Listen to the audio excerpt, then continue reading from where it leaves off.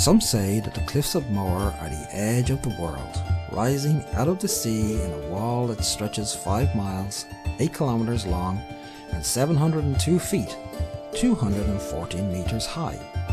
These rugged cliffs attract over 1 million visitors each year, and it's easy to see why. A historic landmark, geographical wonder, and conservation ground, the cliffs offer a multifaceted and immersive experience along Ireland's coastal landscape. If you want to witness the Emerald Isle's beauty in full form, look no further than these towering cliffs on the southwestern edge of the Burren. Here's everything you need to know before visiting one of Ireland's most breathtaking natural sights. The Cliffs of Moher are located on the west coast of Ireland, close to Liscannor village in County Clare. On a clear day, the site offers views of the Aran Islands, Galway Bay, the 12 Pins, the Mamturk Mountains, Loophead, the Dingle Peninsula, and the Blasket Islands. Because of the rock's natural layered formation, the cliff's ledges are also popular with nesting seabirds including fulmars, kittiwakes, razorbills, and puffins, which you'll likely see while you were there. It is believed the Cliffs of Moher are over 320 million years old, dating back to when Ireland's ancient rivers laid down sediments on the seabed to form sandstone, siltstone and shale that make up the cliffs. That said, the area takes its name from the promontory fort Moher, which was demolished during the Napoleonic Wars in the early 1800s to make room for a signal tower at Hag's Head. Although the cliffs have long been admired for their scenic beauty, Cornelius O'Brien was the first to formally recognise them as a tourist destination in 1833. In order to make the cliffs accessible, safe and attractive to visitors, O'Brien built an ornamental building, a viewing platform, stables, and an iron picnic table at the site. Since then, the area has been marked as one of the most outstanding coastal features in all of Ireland. How to get there? As is always the case in Ireland, the journey is just as important as the destination. The road to the Cliffs of Moher is one of the country's most scenic, so be sure to take it all in and choose the mode of transportation that suits you best. By bus. You can take a direct public bus from Galway bus station to the Cliffs of Moher along the Wild Atlantic Way on the Bus Éireann 350 route. If you're coming from the Shannon, Dublin, Cork or Knock airports, bus connections are also available, but transfers may be required. Note that Bus Éireann operates 5 times a day in the summer and 3 times a day during the rest of the year. By bike. The cycling route along the County Clare coastline is also a great way to get to the cliffs, and they just so happen to be known as one of the top 10 greatest cycling routes in all of the world. If you have your own bike, enjoy the view and the freedom of the open road, but if you need to rent one, you can do so in nearby Lahinch, Doolin or Kilfenora. Also note, there is a bike storage located at the visitor centre. By foot. Keen on walking? You can reach the cliffs by foot as well. Those who choose to take the stroll can follow the path from Fisher Street in Doolin all the way down the coast to the cliffs. From there, take the path that runs the full length of the cliffs to Hag's Head, or carry on to Liscannor. The walk from Doolin to the cliffs will take approximately 2.5 hours, while the round-trip jaunt from the Cliffs of Moher Visitor Centre to Hag's Head will take about 3 hours. Additionally, it takes nearly 3 hours to walk to or from Liscannor. It may sound like a lot, but it's highly recommended. That is, if the weather is nice. If you do decide to walk or cycle the cliffs, be sure to wear comfortable shoes, bring plenty of water, and carry a rain jacket just in case. By rail.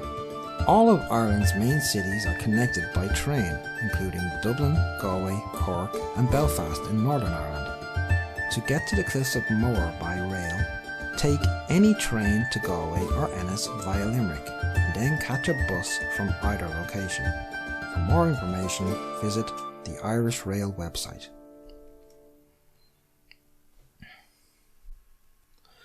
By car. If you're looking to drive to County Clare but don't have a vehicle, you can rent a car at Shannon Airport, which is easily accessible from both Limerick and Galway, and located only an hour's drive from the Cliffs.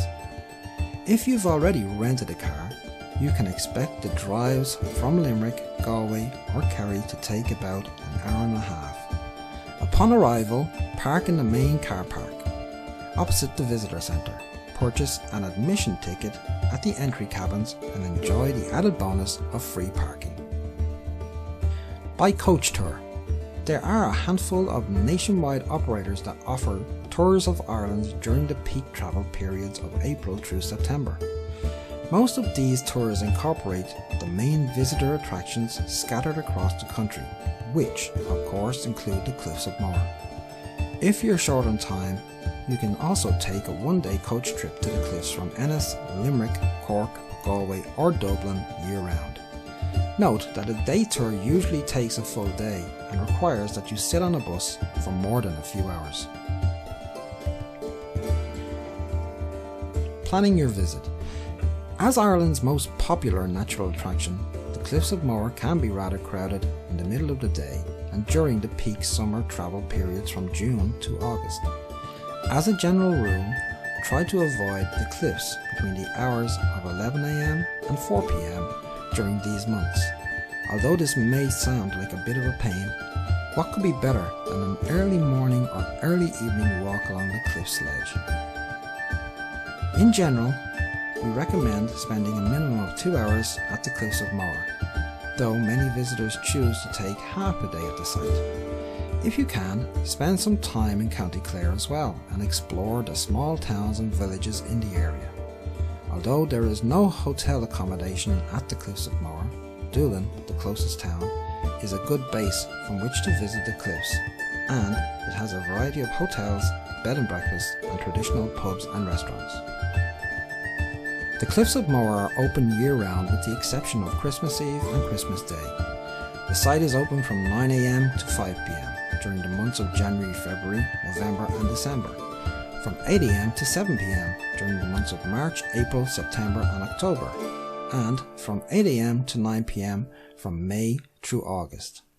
Additionally, O'Brien's Tower, the cliff's highest point, is open daily, but hours vary according to the time of year. Unexpected weather can have an impact on anything you choose to do at the cliffs, so it's best to be flexible. That said, part of the beauty of the landscape is that it can be cloaked in fog one minute and soaked in sunrise the next. As the Irish saying goes, there's a lot of weather in a March day, though the same can be said about any month of the year. So when visiting, it's best to be prepared for all types of weather. Tickets. Admission tickets to the Cliffs of Moher include visitor information, parking, access to indoor and outdoor facilities, and entry to the Cliffs exhibition. Adult tickets are €6, roughly about $7. Senior and student tickets are €4.50, roughly about $5.50. And admission for children under the age of 16 is free. Things to do.